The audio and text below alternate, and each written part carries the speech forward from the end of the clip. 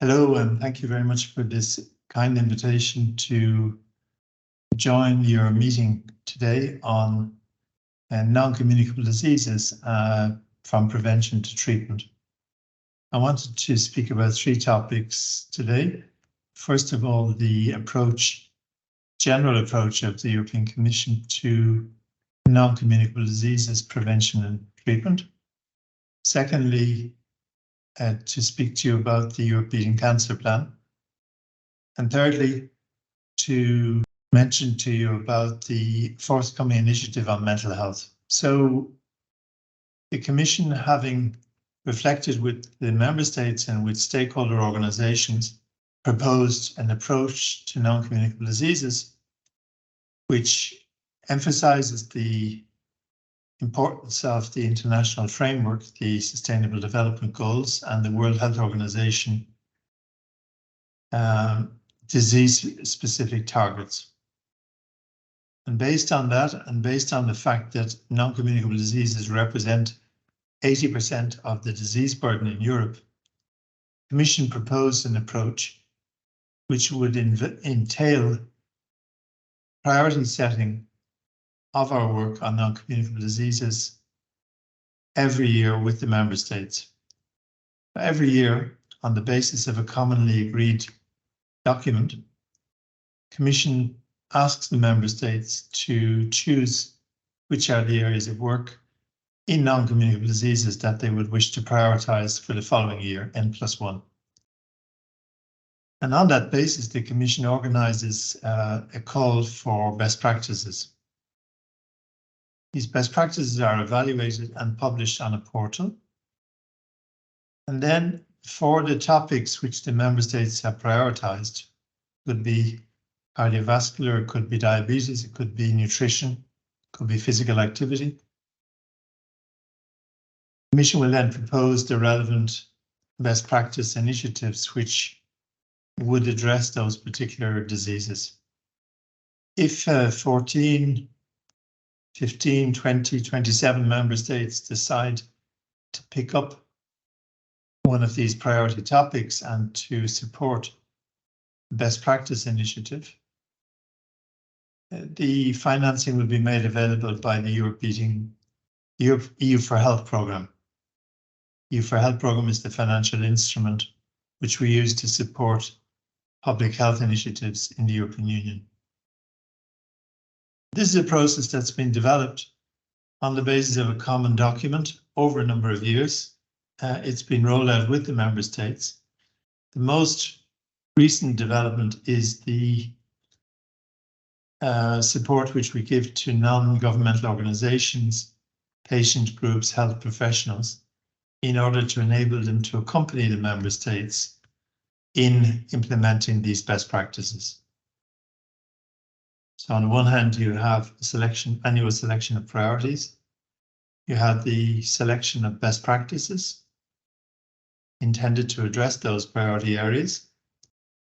You have member states voluntarily participating. And finally, you have support given to NGOs and health professionals to accompany the whole process. This process takes account of the fact that many non-communicable diseases have common elements. The determinants may be similar or the same. Therefore, it makes sense to have an approach where different health determinants can be taken on board when addressing the problem. We regularly discuss all of this with member states and with our stakeholder community, and the process is kept under constant revision. Second area of work which I wanted to mention to you concerns the European Cancer Plan. When President von der Leyen took over as President of the Commission, she chose the topic of cancer as being a flagship topic for her Commission. We developed a European Cancer Plan, which does not only restrict itself to health, but also looks at the other policy levers at the European Union level, which might be relevant to the cancer file. And therefore, we have a health in all policies approach, which is divided into prevention, early detection, treatment and care, and finally survivorship and patient quality of life. And on the basis of this plan, a number of actions have been identified, and we're now in the process of implementing those actions. For example, in the area of the right to be forgotten for cancer patients, so that they can benefit from their financial rights and not be stigmatized or discriminated against because of the fact that they had a cancer diagnosis earlier in life. We have also revised the scientific guidelines on screening, and these are now being implemented in the member states. And on the prevention side, there are actions in the areas of alcohol, tobacco, nutrition, and so on, physical activity as well.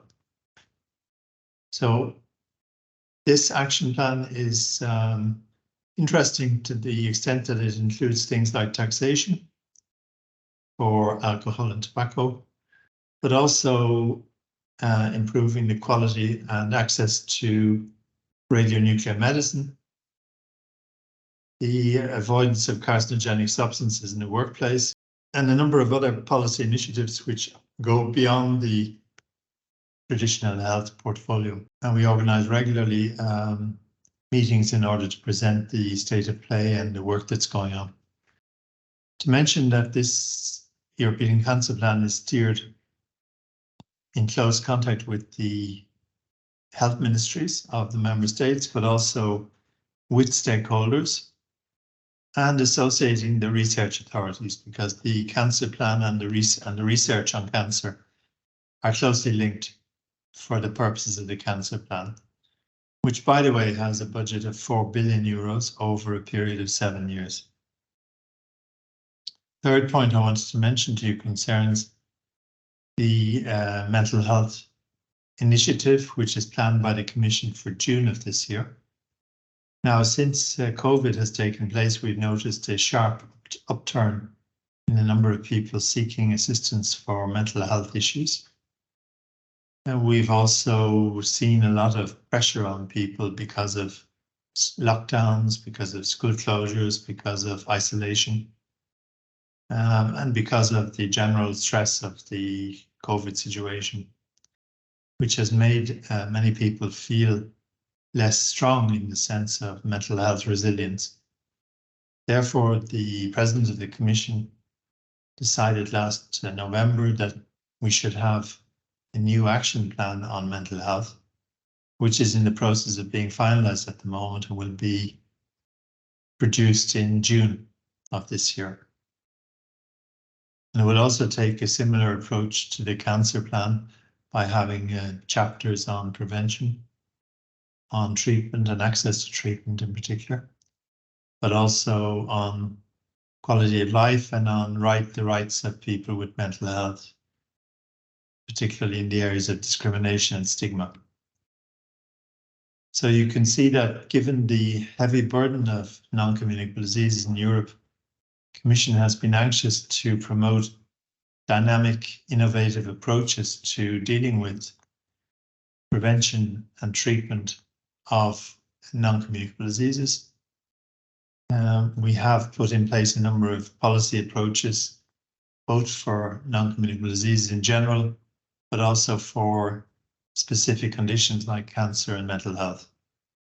And I do look forward to the discussion with the other colleagues who are online and in the different roundtables in order to see what ideas you're coming up with, which could perhaps then contribute to this whole process. Thank you again for the opportunity to speak to you today, and have a successful meeting.